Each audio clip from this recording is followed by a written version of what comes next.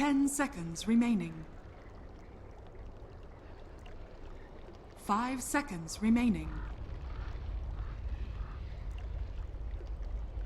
Reserve time.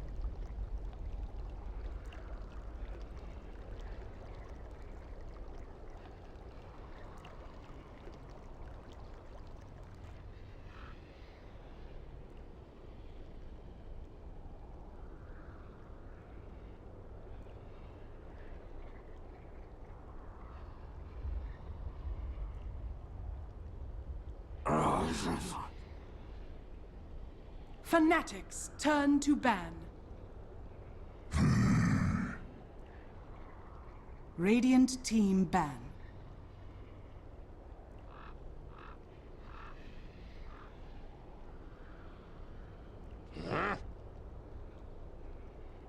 Fnatic's turn to ban. Radiant team pick.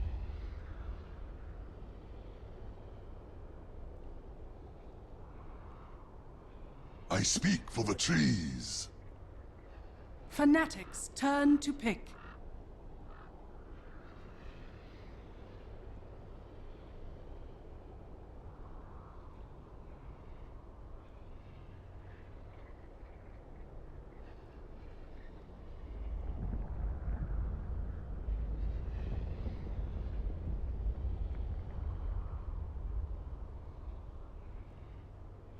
Ten seconds remaining.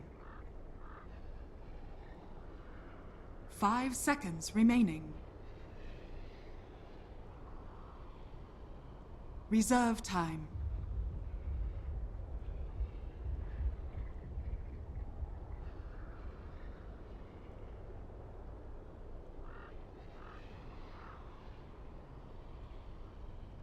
Enchantress. Fnatic's turn to pick.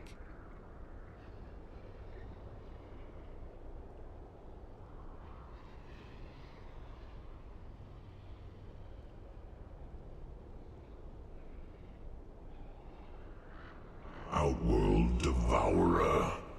Radiant team pick.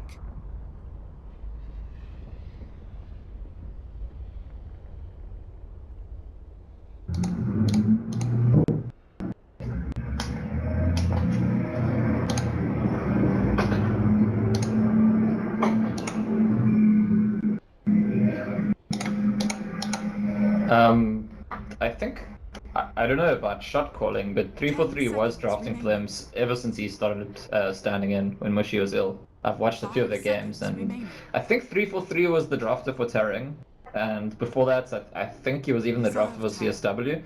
So I definitely think he's a player who has drafting experience, and I don't think he'd be nervous about drafting, but in terms of shot calling, I think that is a totally different story, and anyone to stand in for Fnatic would probably feel a little bit of pressure in terms of being their shot caller because they're such like titans of the region. I can tell you now that it's very unlikely that mid one is shot calling. It's very unlikely that Net is shot calling because Net doesn't really talk very much. Mid one just because he's new and focused on his solo play. So maybe Ohio or DJ could be shot calling, but it actually makes the most sense for it to be 343 still.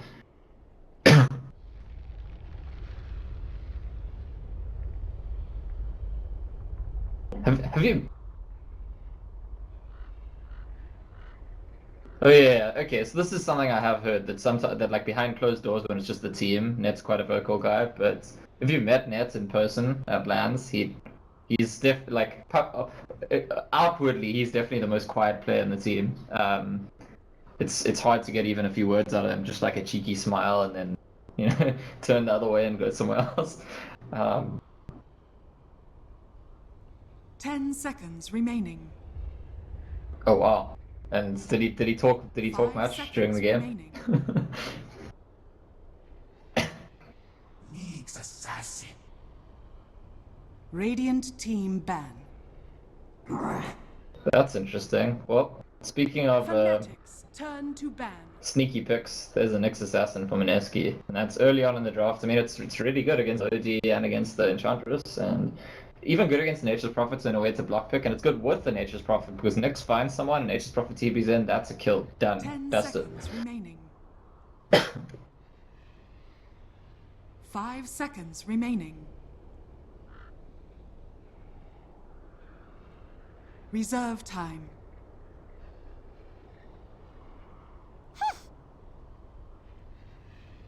Radiant team ban. Fanatics turn to ban. I don't know. Could be support Nyx, could be offlane Nyx with jungle Nature's Prophet, could be mid Nature's Prophet. I've actually seen Fnatic themselves do that recently with mid one playing the Nature's Prophets. There are, I think, only 2 picks into the draft. There's probably usually going to be some possibilities, but you're right that probably the most likely thing is the next to be mid, yeah, and it's interesting because it's something that I've seen teams running into the OD, and OD wins that lane, by the way. In the lane stage, the OD outfarms the next for sure. The next does like okay, but will never do as well as the OD. It's not a possibility actually. So when you pick Nyx against OD, I like to believe that it's mostly not about the lane stage, it's mostly about later on in the game.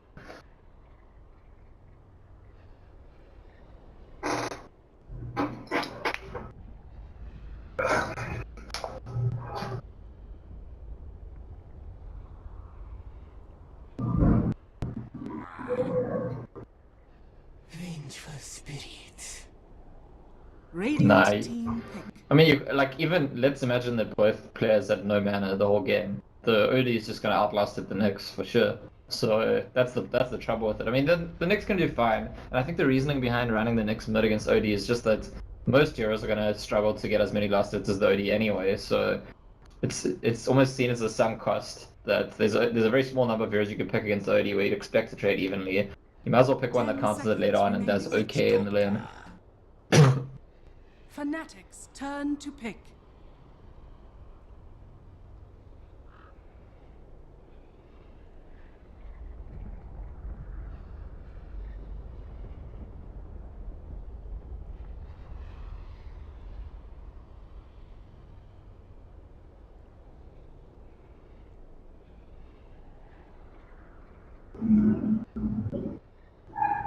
Seconds remaining.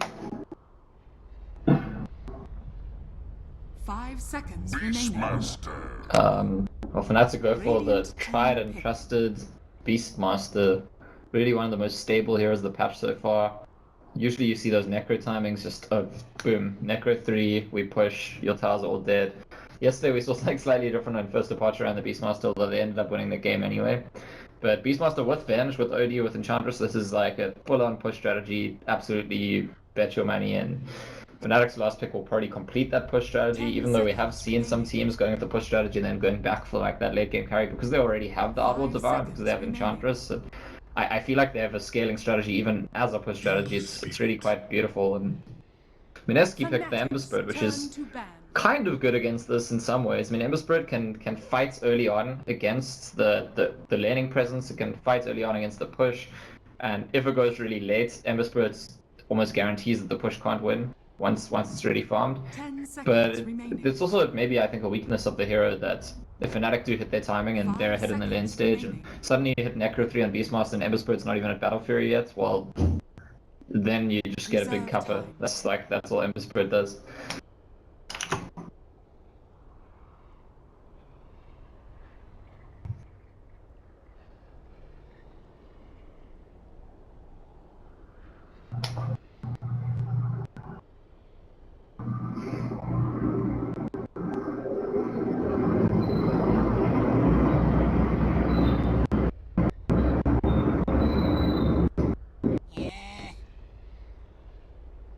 Radiant team. I mean, they don't have to. They don't have, like, it's not, Fnatic's gonna scale. Absolutely. That's the auras, it's something that they do, and the OD and the Enchantress, these are like heroes that scale in damage, and they still have one last pick, which I don't think it is Netzero. I think that DJ is gonna be playing the Enchantress, and...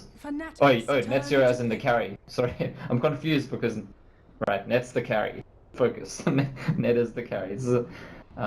They do ban the Gyrocopter, so Mineski agree it's a net hero, but I just, in the classical sense, a net hero is like a vengeful spirit, so I got confused.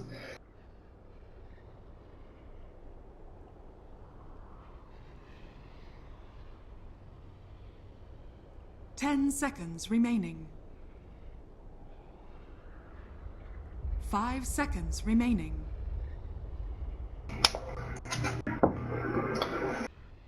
I mean, Alchemist is very difficult to push against, and Mineski played it recently, so I think it's a safe ban. And they go back for the Spectre, which is the same thing that we saw yesterday, actually. I was exactly just talking about this. I think Mineski themselves did it yesterday. You have this, like, 4-hero push strategy, and then you finish the Spectre, which fits into your fight. It doesn't really fit into the push. Spectre adds nothing to the push, but it fits into your early fighting plan, and it gives you that late game if the push fails, so it makes your draft quite well-rounded.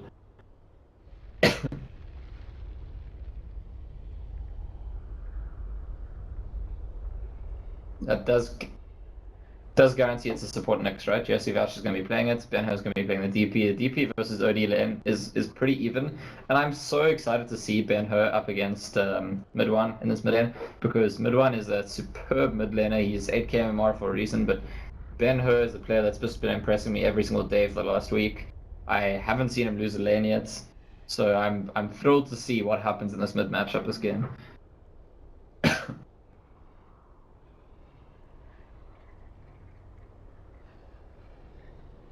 And it's 10 seconds remaining. I mean, it's meant to be a close lane. It's meant to be they both just farm, unless one of them misunderstands they're all in the lane. The OD probably shouldn't spend that much time trading with the DP. I don't think that actually helps the OD. Usually OD does that. You walk the enemy and spam them eventually right clicks.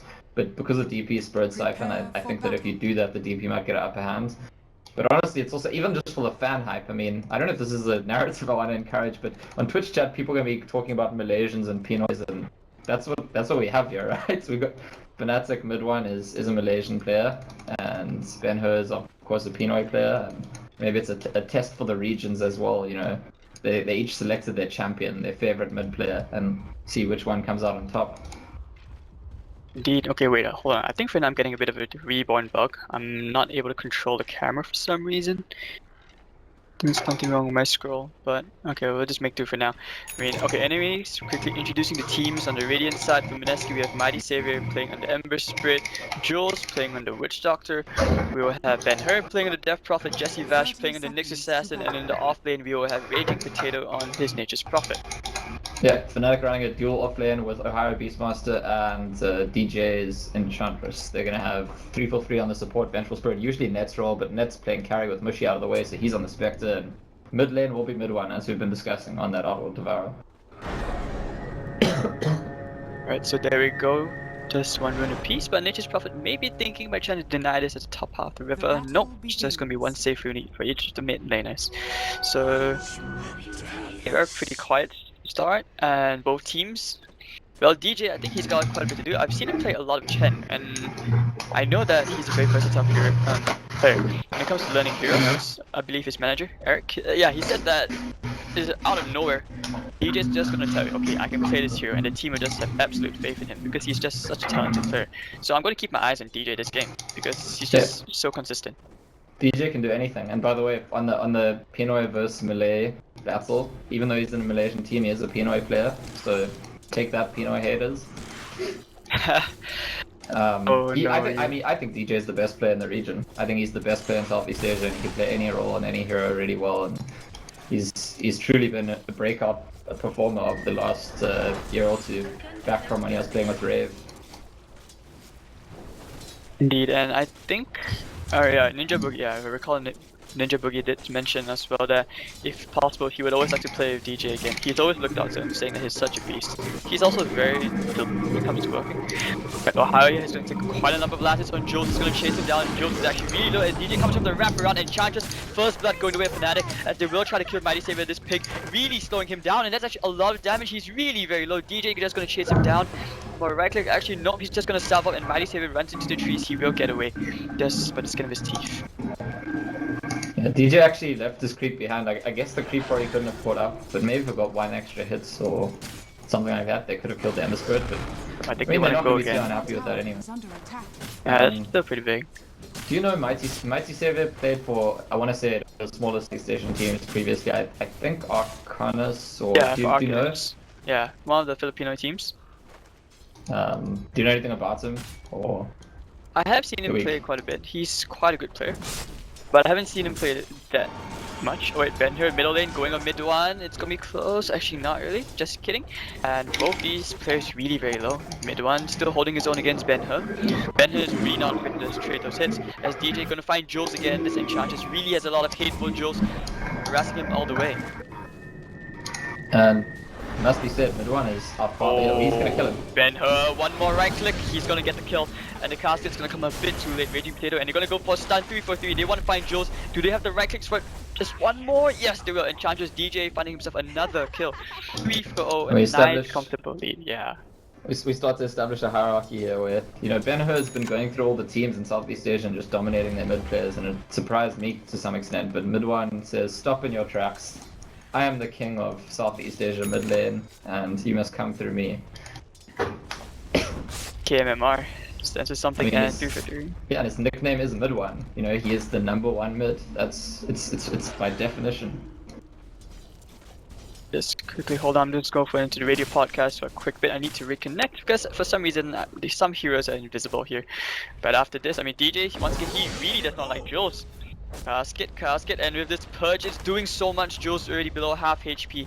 DJ just can't be stopped as Mighty Savior is now coming in. He has the level 2 Searing Chains. But no, DJ just backs at the right time. This purge creep being very, very annoying. The slow. Right, Gant, I need to take over, but I'm just going to do a quick reconnect. Sure, no problem. I'll talk with I'm not sure what people see while you're reconnecting, probably not much. But I can just, you know, narrate what's happening in this epic Pinoy versus Malaysian mid matchup. It looks like mid one is still ahead, although Ben He is keeping up in terms of farm after that death, especially considering the fact that he went down. The farm is pretty close.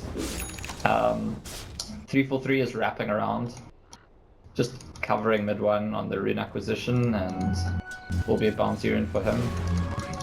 Meanwhile, at the top lane, this Nature's Prophet Raging Potato, Jay has actually got more CS than any other player in the game as the offlane Nature's Prophet, which of course he's had the help of Jesse Vash and Nyx, but still pretty impressive. I think it's always impressive to some extent when the highest CS in the game early on is not a safe laner or a mid player. It's in fact an offlaner, but you look at the heroes and it's kind of obvious. There's a Spectre and a Vengeful Spirit. This is a much weaker lane than a Nature's Prophet and Nyx Assassin. Spectre's going to struggle, and he is struggling. He's got hardly anything. They're going to try to kill him actually. Oh, I think they can.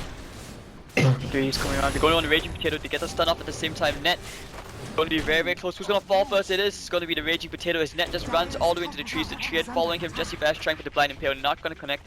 And alright, so to get a bit of damage done to this tower. It's already below 50% HP. And I believe Net still has some regen. Yeah, he still has some tangos. Yeah, it's and this is enough point for the Malaysians for sure, because this is like a big outplay. They were getting hugely outfarmed. Speaking of a point for the Malaysians, even though it's going to be their Pinoy player, it's going to be mid one getting another kill in the mid lane, and Fnatic are definitely taking a big lead here, 5-0 to start at this game. And this, I mean, mid one, okay, he took a lead, we understand it, but okay, Nets is in trouble again, and they want revenge. They feel like they should be winning this lane, and Raging Potato just doesn't give up after the first unsuccessful attempt, and now they're gonna try and get 3-4-3 as well. I don't think they can. Oh, this is actually Jesse Vash puts up the carapace just a bit too early, trying to deny himself to the crease, but no Net. 3-4-3 is meaning not Net. 3-4-3 is gonna get the last hit, and there we go. Right, guys, sorry about the invisible heroes. They can't do anything. It's a Dota Reborn bug, I believe. Yeah, heroes are just disappearing and reappearing. Invis runes for everyone. And they did kill the tower in the process, so that's something for Mineski, but I still think that the first exchange that they had with the Nature's Prophet trying to dive with the Nyx, that's like a mistake that Mineski can't afford to have, because the trade-off that Fnatic have, the way that they're laning, is that they're going to win the offlane, they're going to win mid, and they're going to lose their safe lane, and the fact that their safe lane is just to kill the enemy offlaner is really, really big. I think it's something that keeps Nets up in this game. I mean, his CS is still far behind, but in terms of the net worth, it's not that far behind. Although, funnily enough, his net worth is pretty close to his support Vengeful Spirits right now, so... And he's still got some catching up to do. I think Fnatic will look to pile up their aggression right now. I mean, Beastmaster's just constantly pushing out this lane. And, oh, middle lane. Maybe you'll see a bit of action here. The smoke does break. Mid one taking a lot of damage to chains, and the defensive Astro Impulse will be saving him for now. But there are 4 heroes here. The ND want to save him mid one. Pops the Fairy Fire, but nah, he just gets a couple of hot shots in. So, I'm not sure if that was worth it, but do stall the OD for now. Yeah, I mean, it's good for them. Killing OD is good, definitely, no matter what. And they're gonna try and get a tier 1 for it. Did you think you were Do you wrapping see it? around? Yeah, a little bit of wraparound. I don't know if you can run into the Exorcism though. I think that might be a assert the Death Wish. But they're doing it anyways. Here comes DJ. And hard to follow as well. They want to go straight to support. It's going to be Jules Ohio and TPing in immediately. And Death Prophet's going to find a 3-for-3 immediately and chances to come back kill. It's going to be a 1-for-1 as Ben had taken a lot of shots from mid one and Beastmaster will get the last click. They want to go on Mighty Savior who does not have mana, no Remnants at all. And yeah, it's going to be so slow. He's just going to die here and the Remnant behind just one before he died. It's going to be a 3-for-1 trade. So what looked to be a disaster or what like a suicidal fight turns out to be a great fight for Fnatic. Yeah, it's actually great insight from them to notice that, for example, the Ember Spirit didn't have any mana, Nature's Prophet didn't have ulti. So, sure you're running into Exorcism, but it's just level 1 Exorcism, the DP is only level 6. It's like it's a level 1 Nyx Impale and a level 2 Cask, and that's all you're fighting against. And you've got all your ultis, you've got a lot of that DPS with the OD. So I think it actually ends up being a really great call. And by the way, that Nyx Assassin is, we discussed this in the draft and I don't really take it seriously, but he's maxing mana burn. He's like ahead of his stun, despite being a support Nyx Assassin, just showing what he's in this game for. And at the top lane, Raging Potato is probably going to die now. Or maybe yeah, not quite. TP on oh, that was just great timing for mid one. Such a spoiler, and the Potato will be just destroyed by mid one. Who get another kill. And his drums are on the way, I believe. Yeah, almost has his drums completed. This one Oka up somebody. Oh. Looks like Nature's Prophet's good to BKB. Yeah, fighting strategy. That's exactly how Mineski preferred to play it.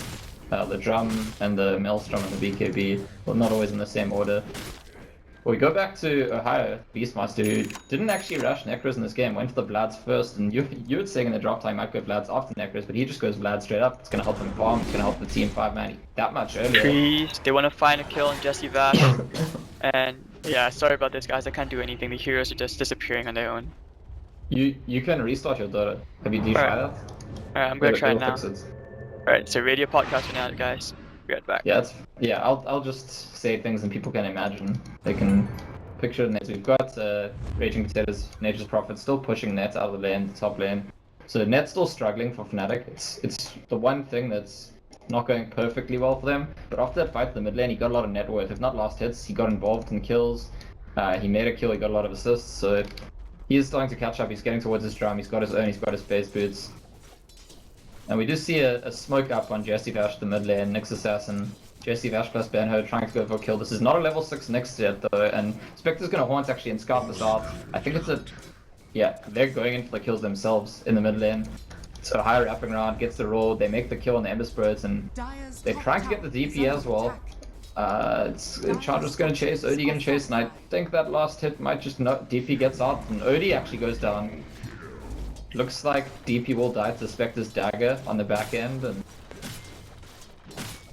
now everyone's on retreats. Jesse Vash's next goes down. It's going to be a 3-for-1 trade overall. Fnatic only lose mid one's OD, and they kill the Ember Spirit, the Death Prophet, and the Nyx Assassin, so they'll definitely be satisfied with that. In the meantime, Raging Potato, who did not join that fight, is pushing the tier 2 top on his Nature's Prophet, and oh, he gets the tower hit.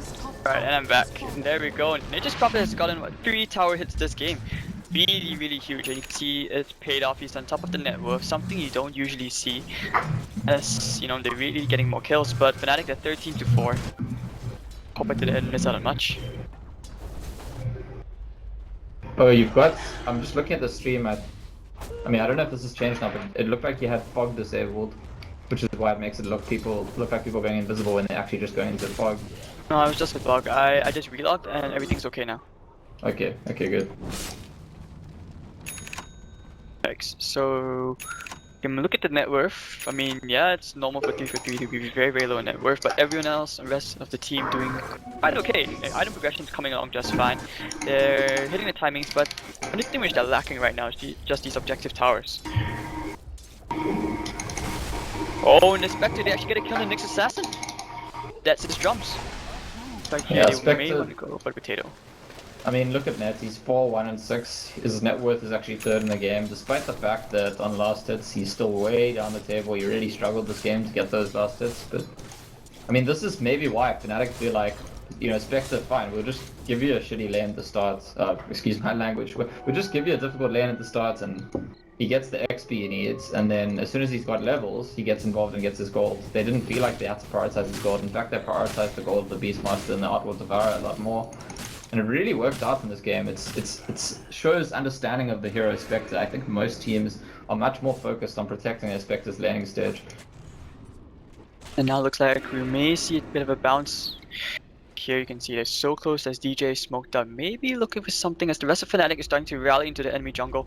And yeah, this is very close. This is gonna be like a full-on fight here. Spectre has the Haunt at the ready. The smoke is gonna break through the Haunt is gonna give them the vision needed, and they're gonna go straight on Ben before he gets the exorcism off. He's just gonna die immediately with the Death Ward coming out. Jules, the next casualty of war, as Mighty Saber running out of mana, taking a bit too many hits from this OD, and they're gonna keep on chasing Jesse Bash. The next one down 3-4-0, and that'll be the end of that.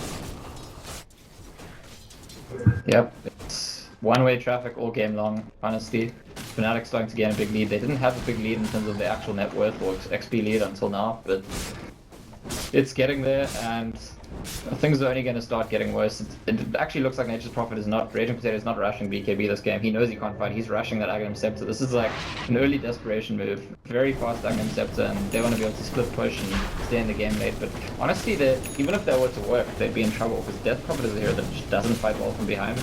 Ember Spirit can get big and give him the late game presence, but if your plan to stay in the game from early to late is Nature's Prophet, Ags, ulti, then you're going to be pushing out the waves, and Ember Spirit's just not going to get the farm he needs. So the game is looking really bad for Mineski early on this stage. But right now they're looking for a bit of a comeback kill here. They need something, anything. This is a very desperate smoke after the the stun's coming out. Raging Potato keeping an impale 3-4-3, taking a bit too many coconuts to the face, not what he wants. And here comes the Ember, nice steering chase catching on the 2. Mid one taking falling a bit low. He has it Aegis, so this is where the rest of Fnatic comes in. They're gonna go for the swap, but no one doesn't save him, and Joe's gonna get roared down.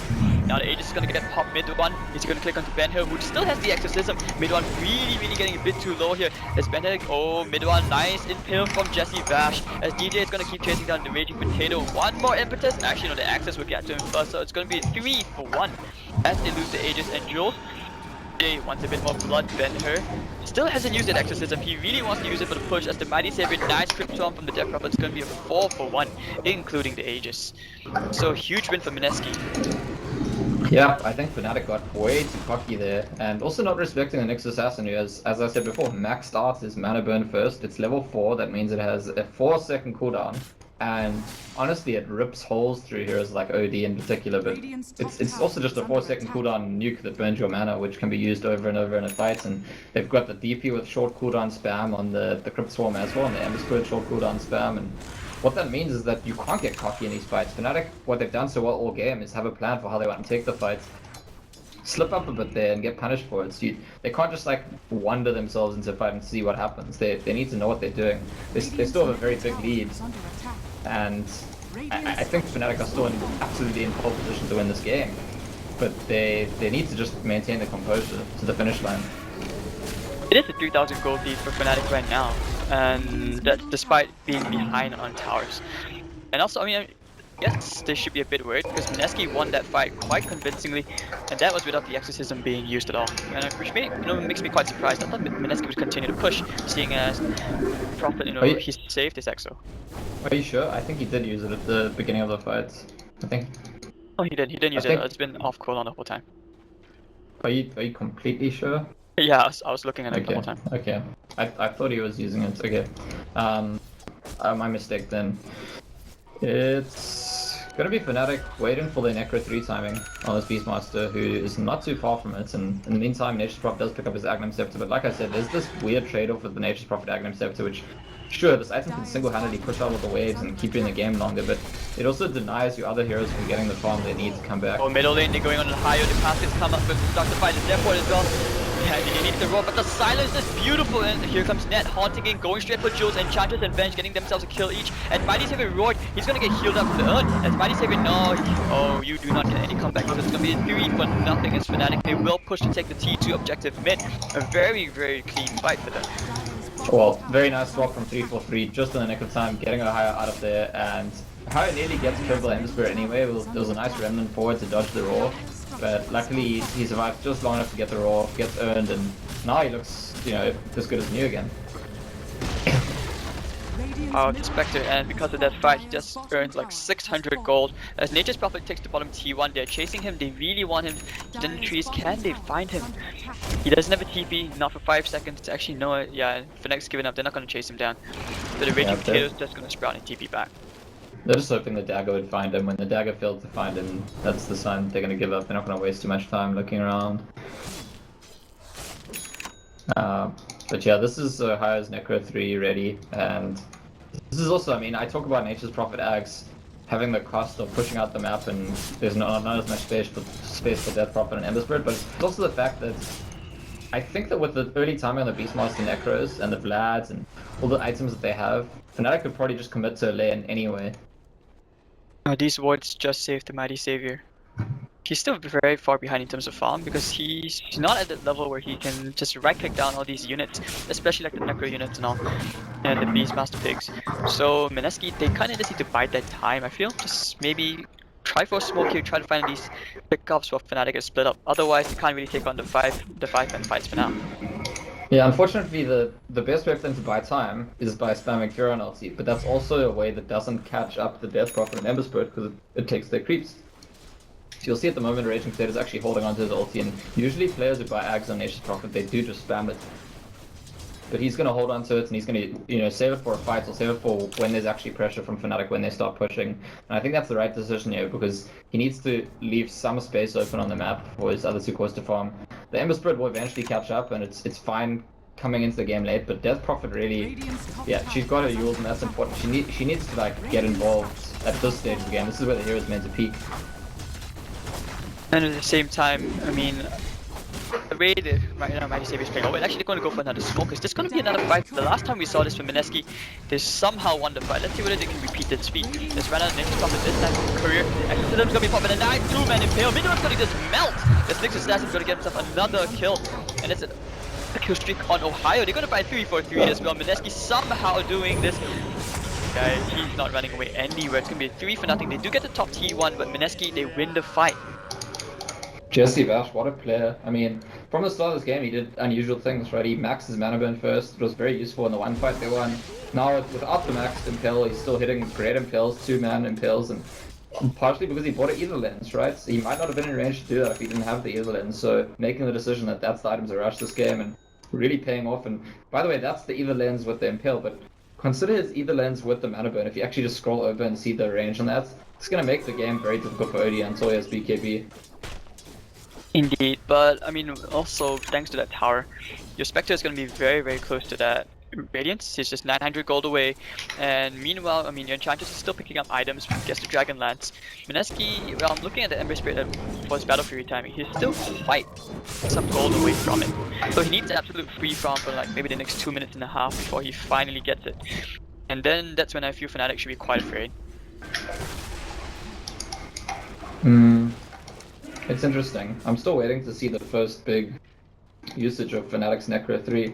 This is always, for me, a talking point when Beastmasters do go for this Necro 3, and we did see yesterday it got quite delayed with first departure, ended up still winning the game, but I think Fnatic are waiting for the BKB. I think even more than the Radiance on the Spectre, it's that BKB on the Outward Devourer, because all of a sudden then mid-1 can't just get destroyed, and we've seen mid-1 many times in this game actually. Even though he's really strong and has high damage output, they've taken him down very, very easily in a lot of the fights. And once he has the BKB, there isn't a way for that to happen. Now they're just rallying to the bottom lane and maybe try to push this lane out a bit. As Mighty Savior, they realize, okay, he's 1,200 all the way from that much needed Battle Fury. And you know when the Battle Fury comes up, it's going to accelerate his farm, his damage output. So I still think that despite the kill score for this game favoring Fnatic, Mineski is still very much into this top lane. Necrobook's going to get popped, they're going to just force the fortification out on T2. And maybe they'll try for a trade. I mean, they have the Nature's Prophet, Nature's Attendants. This should be, I mean, Nature's called, not Nature's Attendants. Yeah, this is going to be a T2. Bit of a trade. Jesse Vash the stun to slow things down, but can he slow it down enough? The land stun. He can take all of the mana from the OD. That's 0 mana OD, 3 mana burns. Pretty good. Balanced. Yeah, they're balanced OS Frog. But they get the tower, they get the tier 3, so finally using the Necro 3 on Ohio, and they get 2 towers for it, they lose 1 on their side. I think they'll be more happy with that trade because next time if there's a trade, it's Raxus for Fnatic. And they've also got the OD's BKB and the Spectre's Radiance finished now.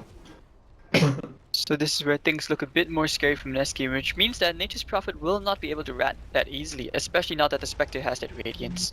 Then again, just being the the nature of a Spectre alone, it's really hard to just rat against the hero. And Mineski, for the first time this game, I think they look just a bit lost in what they're gonna do. Well, do you see that? They're considering chasing out in 3-4-3. We saw Raging Potato almost TP and then fake it, and if they get a glimpse of, oh, here comes Raging Potato, this is gonna be a kill for sure. Oh, the roar and the haunt. This could be a disaster. Right here, as the stun comes on the Raging Potato, the Impale's gonna catch 3-4-3, so no defensive swap. The Potato is very, very low. Will he be the first one down? Yes, Spect burn, and it looks like they will turn around as Fnatic. It's a trap. Maybe they'll find Jules here. Do they have the stun? Yes, the swap cancels TP, so Jules is gonna be the next one dead. It's gonna be a 3-0. As Mineski, they run for the hills, they run for the comfort of their base. Oh, you don't want to be running there, Mighty Saber. It could be a bit too dangerous. And this is the whole strength of the global strategy. I mean, the Furion is somewhat, but the Spectre even more so. Teams consistently seem to be making a mistake recently against the hero, which is, you see 2 heroes and you're 3 or 4 of yourself, so you think, okay, we've got the numbers advantage, but the team with the Spectre always has the numbers advantage, they always have the positional advantage. All it took was Enchantress being nearby, then there's 3 of them, Spectre hunts in, and there's 4 of them, and the numbers are even. OD even didn't take that long to get there. So you really have to be careful anytime you start a fight against a team that has a Spectre, thinking, oh, we've isolated a few heroes. Because the Spectre is gonna get there, you better count on that. And he's only continuing to just swell bigger and bigger this game. Because Mineski, I mean, do you still think they can... Oh wait, another Curry has been sniped? What? That's the second time this game. Yeah, that was the second time this game. I did not catch that snipe, but it is looking like Fnatic are gonna go for another Roshan. And look at that, I mean, people often use illusions to tank Roshan, but the Enchantress illusion has the Enchantress untouchable, so actually it's a pretty tanky illusion. This is not fair at all, honestly. I'm looking at this and he's barely moving. I thought he was just AFK another bug. Roshan's just taking a break, not paying attention. Right, Jesse so Vash is sneaking around. This is I mean, honestly, if Mineski end up winning this game, Jesse Vash has been the key player for sure. They're in a difficult spot still. Fnatic definitely way ahead, but I like to check in on Jesse Vash every now and then, see if he's making any big plays. Dire's middle tower is under attack. Alright, so Fnatic now, this Aegis, they're probably thinking about pushing this mid T2. Of course, with the Haunt and the Spectre, he's gonna be the one TP back. The rest of Fnatic, grouping up the bottom lane. DJ has an Alpha Wolf ready for the push. Probably just waiting for Ohio. This is the big guy they need to initiate, especially on the Ember Spirit, who is going to be elusive throughout these fights. Just jumping here and there. You don't want that. You want that lockdown. So this is where your Beastmaster Blink Dagger is going to be very, very big. And I think he just bought it. Yeah, he just picked up that Blink Dagger. It's a new acquisition. It's going to give them that jumping potential. And obviously the Spectre can always get that, as I've just been discussing. The Spectre himself, I mean, it feels like it was just a few minutes ago that he finished the Radiance, and now he's pretty close to Manta Star as well. And that's kind of scary for the side of Mineski, who, by the way, have you seen... Okay, so Raging Potato went back for the Maelstrom, and now he's going back for the Octarine again. And I just think that this strategy puts them in an awkward position all game long. It keeps them in the game longer, but in a way that, as I've said time and time again, it's going to reduce the pace at which the other cores catch up, and so you're going to see DP and Ember behind. Yeah, he's going to try and right-click the Potato, and he's just going to burn down on this tree. It's global warming thanks to him. They have the Haunt, he's going to pop it anyways. Here in the bottom lane, we're going to have to fight. Ben who's going to pop that BKB. He's going to get right-clicked down by the Spectre immediately as 3-4-3, falling very low into the sentiment. Going to save him. The Sprout keeping mid one there, but I don't think he minds. And of course, with this Aegis and BKB, he's just going to go. No, just destroyed the Roar. And charges with a double kill, and Nyx Assassin is forced to buy back. And mid one's 10-second BKB expires just about now. Oh, they're really nice 5 seconds though. They want to go. They want to fight again. They have no ult. To Ember. That was really nice from Fnatic. They pretended to be backing off of doing the tier 2, and they smoked, came forward, swapped in the DP, and get a free kill at the start of the fight. This is gonna be another melee lane of Rax. Nice Impale catching mid one, but doesn't really. Oh, now it breaks the Aegis. What? that either then cast range. He will just back off net mana issues as well, but he does have the completed Manta style. So after this, maybe gets a heart. I wouldn't even say no to a Hex just so he can start catching out the Raging Potato alone. Who is at the middle lane T2, who's gonna get the tower probably. It's not worth it, you have to back off. You already bought back by 3v3 with the swap and the stuns. Everything's gonna be thrown on Raging Potato. It's a Yeah, and I've seen this. We've seen this story before. Raging Potato recently, the last few days, he's been playing a lot of Nature's Prophets. He's been making a lot of these, you know, I want to say kind of reckless solo plays where he feels like he needs to put his team on his shoulders, and so he ends up making the dangerous, risky plays. And I feel like as often as not, he gets punished for them, and it costs his team as much as it would have helped them. Ohio, he finds Jesse Bash. His spider senses Jesse Bash just wandering a bit too close to Ohio. Don't think he knew he had gem, or he probably thought he was outside the range. Ben-Hur's gonna pop the Exorcism, but there is no buyback on the Nature's Prophet or the Nexus Asset. Hoping that this will force someone back. His mid one's gonna take quite a bit of damage, really falling to half HP. He does not have the Aegis. The BKB is gonna get popped, but Ben-Hur's gonna get destroyed. No pops to use at the just in the nick of time. And there we go. Oh, Spectre's gonna go with the Haunt and destroy everyone else. Ember Spirit gets the OD, thanks to Cleaves, but no, we still, okay, we have a roar in 14 seconds. Mighty Savior's gonna try and cleave everyone down. Mana Burn, can they get a swap? Oh wait, it's on cooldown. But it's on cooldown. The Mighty Savior is very low. Nature's Prophet TPing in, can you get a courier? That is so YOLO. Respawns, TP to the backline and die. That's, I mean, sure he gets a kill that time, but I guess they decided the game's over at that point. And Fnatic did take the first game in, I want to say, extremely convincing style. For me, still the most impressive thing about Fnatic this game is that they made the decision for Spectre to have a difficult lane at the beginning of the game, and they understood that this is a hero that if he gets levels, can get involved and catch up very easily, and that's exactly what happened this game. So they end up just getting more value because the other lanes were prioritized, but Spectre got a lot of value as soon as they started fighting. Maybe, you know, he's just trying to TP and kill a courier compendium. I mean, we still have a couple more days before the compendium valid anymore, so he's doing it for hero challenges, courier snipes. But anyways, what a game one. Fnatic took an amazing fashion. Very convincing like you mentioned, Scans. So we'll be back for game 2 shortly. Stay tuned.